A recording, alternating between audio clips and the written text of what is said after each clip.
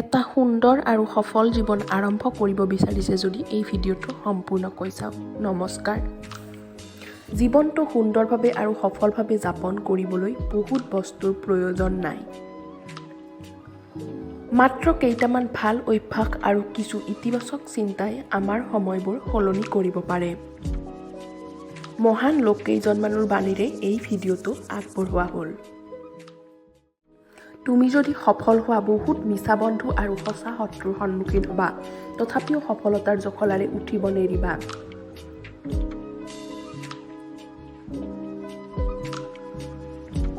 আজি আপুনি ভাল কাম কৰিলে কাইলৈ সকলো মানুহে পাহৰি যাব, তথাপিও ভাল কাম কৰি যাবা।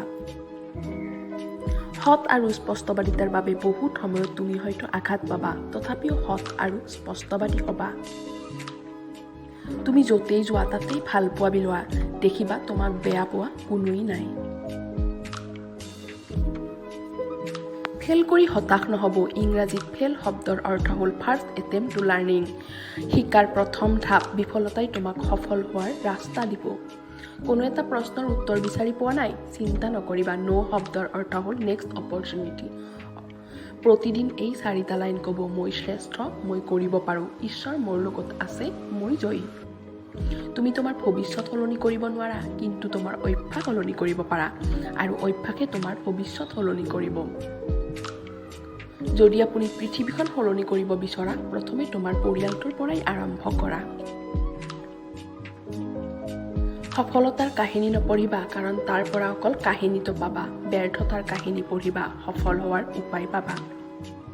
বিফলতা অবিহনে কোনো মানুহে সফলতা লাভ কৰিব নোৱাৰে।